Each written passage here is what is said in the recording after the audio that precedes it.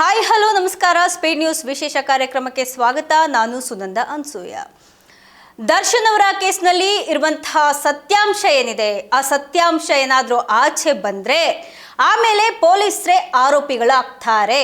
ಅಂದರೆ ದರ್ಶನ್ಗಿಂತ ಇಲ್ಲಿ ಪೊಲೀಸರ ಕೈವಾಡ ಈ ಒಂದು ರೇಣುಕಾಸ್ವಾಮಿ ಕೊಲೆ ಕೇಸ್ನಲ್ಲಿ ಜಾಸ್ತಿ ಇದೆ ಅನ್ನುವಂತಹ ಒಂದು ಶಾಕಿಂಗ್ ಸ್ಟೇಟ್ಮೆಂಟನ್ನು ಸ್ನೇಹಮಯಿ ಕೃಷ್ಣ ಅವರು ಕೊಟ್ಟಿದ್ದಾರೆ.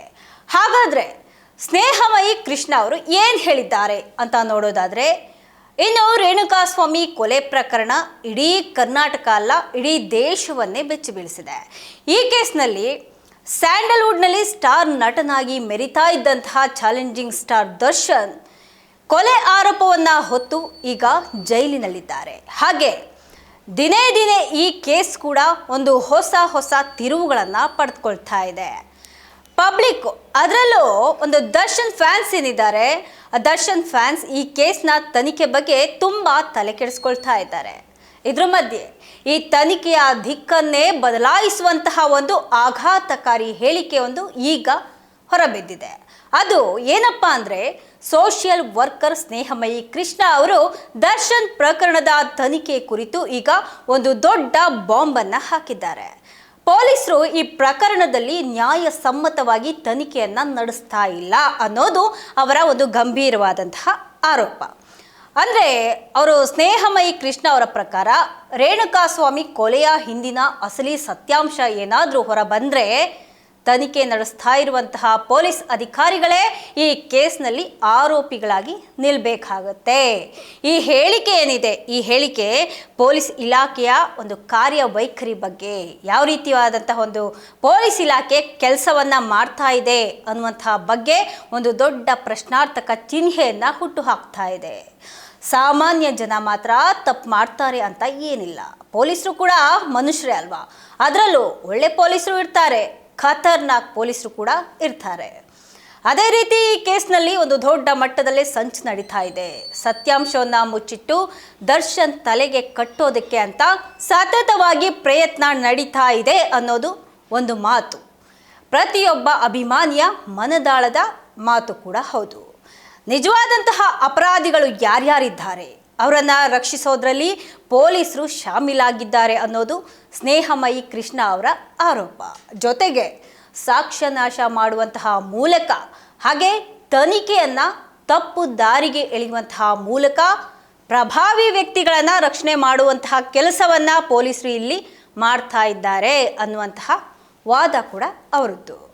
ಇಂತಹ ಒಂದು ಹೈ ಪ್ರೊಫೈಲ್ ಕೇಸ್ನಲ್ಲಿ ಭಾಗಿಯಾಗಿರುವಂತಹ ಒಂದು ಇಡೀ ಪೊಲೀಸ್ ತಂಡ ಏನಿದೆ, ಪೊಲೀಸ್ ತಂಡದ ಒಂದು ಪ್ರಾಮಾಣಿಕತೆಯನ್ನು ಅವರು ಸ್ನೇಹಮಯಿ ಕೃಷ್ಣ ಅವರು ಪ್ರಶ್ನೆ ಮಾಡ್ತಾ ಇದ್ದಾರೆ. ಇಲ್ಲಿ ಸತ್ಯವನ್ನು ಮರೆಮಾಚುವಂತಹ ಈ ಪೊಲೀಸರ ಒಂದು ನಾಚಿಕೆಗೇಡಿನ ಪ್ರಯತ್ನಗಳನ್ನು ನೋಡಿದ್ರೆ ಅವರು ಕಾನೂನಿನ ರಕ್ಷಕರಿಗಿಂತ ಹೆಚ್ಚಾಗಿ ಅಪರಾಧಿಗಳು, ಅವರೇ ಅಪರಾಧಿಗಳಂತೆ ವರ್ತನೆ ಮಾಡ್ತಾ ಇದ್ದಾರೆ.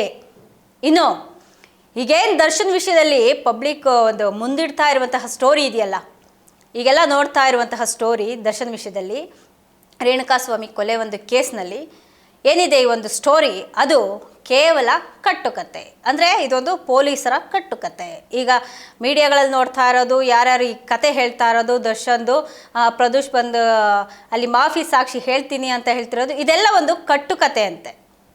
ಈ ಘೋರ ಅಪರಾಧಕ್ಕೆ ನಿಜವಾಗಿಯೂ ಯಾರು ಕಾರಣ ಆಗಿರ್ತಾರೆ, ನಿಜವಾದಂತಹ ಅಪರಾಧಿಗಳನ್ನು ಉಳಿಸೋದಕ್ಕೆ, ಹಾಗೆ ಇದರಲ್ಲೂ ತಪ್ಪೇ ಇಲ್ಲದವರನ್ನು ಸಿಕ್ಕಿ ಹಾಕ್ಸೋದಕ್ಕೆ ಹೆಣೆದಂತಹ ಸಂಚು ಈ ಒಂದು ಸ್ಟೋರಿ. ಅಂದರೆ ಇತ್ತೀಚೆಗೆ ನಡೆದಂತಹ ಘಟನೆಗಳೇನೇನಿದೆ ಅಂದರೆ, ಪ್ರದೋಷ್ ಮಾಫಿ ಸಾಕ್ಷಿ ಹೇಳೋದಕ್ಕೆ ಮುಂದೆ ಬಂದಿದ್ದಿರಬಹುದು, ಮಾಫಿ ಸಾಕ್ಷಿ ವಿರೋಧ ಮಾಡಿ ದರ್ಶನ್ ಹಾಕಿದಂತಹ ಒಂದು ಅರ್ಜಿ ಏನಿದೆ ಅದನ್ನು ವಜಾ ಮಾಡಿದ್ದಿರಬಹುದು, ಪ್ರಭಾವಿಗಳ ಪರವಾಗಿ ನ್ಯಾಯವನ್ನು ಇಲ್ಲಿ ಬಲಿ ಕೊಡ್ತಿದ್ದಾರೆ. ಇಲ್ಲಿ ಅನ್ಯಾಯ ನಡೀತಾ ಇದೆ, ಈ ಒಂದು ಕೇಸ್ನಲ್ಲಿ ಅನ್ಯಾಯ ನಡೀತಾ ಇದೆ. ಯಾರಿಗೆ ಏನು ಅಂತ ಅವ್ರಿಗೆ ಹೆಸರನ್ನು ಹೇಳಿ ಮೆನ್ಷನ್ ಮಾಡಿ ಹೇಳ್ತಾ ಇಲ್ಲ. ಅಂದರೆ ಇಲ್ಲಿ ದರ್ಶನ್ಗೆ ಅನ್ಯಾಯ ನಡೀತಾ ಇದೆ ಅನ್ನುವಂತಹ ಒಂದು ಅರ್ಥದಲ್ಲಿ ಅವರು ಹೇಳಿದ್ದಾರೆ. ಜೊತೆಗೆ ಮೋಸ ನಡೀತಾ ಇದೆ ಅನ್ನೋದು ಕೂಡ ಅವರ ಒಂದು ಮಾತಿನ ಅರ್ಥ ಆಗಿದೆ. ಸ್ನೇಹಮಯಿ ಕೃಷ್ಣ ಅವರ ಈ ಒಂದು ಸ್ಫೋಟಕ ಹೇಳಿಕೆ ಏನಿದೆ ಈಗಾಗಲೇ ಸಂಚಲನ ಸೃಷ್ಟಿ ಮಾಡಿದೆ. ಇನ್ನು ದರ್ಶನ್ ಪ್ರಕರಣದ ತನಿಖೆ ಪಾರದರ್ಶಕತೆಯ ಒಂದು ಬಗ್ಗೆ ಅದ್ರ ಬಗ್ಗೆ ಒಂದು ಗಂಭೀರವಾದಂತಹ ಪ್ರಶ್ನೆಗಳನ್ನು ಕೂಡ ಹುಟ್ಟು ಹಾಕ್ತಾ ಇದೆ ಇವರ ಒಂದು ಆರೋಪ. ಸತ್ಯ ಯಾವತ್ತಿದ್ರೂ ಆಚೆ ಬರಲೇಬೇಕು. ಆಚೆ ಬರುತ್ತಾ ಇಲ್ಲ ಕಾನೂನನ್ನು ಎತ್ತಿ ಹಿಡಿಬೇಕಾದವರಿಂದಲೇ ಅದು ಹೂತು ಹೋಗುತ್ತಾ ಗೊತ್ತಿಲ್ಲ.